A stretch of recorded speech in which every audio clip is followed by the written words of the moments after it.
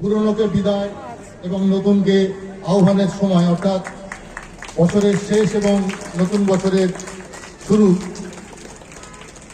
সেই সময় আমাদের বইমেলা হয়। আমরা আজকের এই বইমেলায় যারা আছেন, ইংরেজি নববর্ষ আমাদের একদম দোরগোড়ায় দাঁড়িয়ে আছে, তার আগাম শুভেচ্ছা আমরা সকলকে জানিয়ে রাখছি।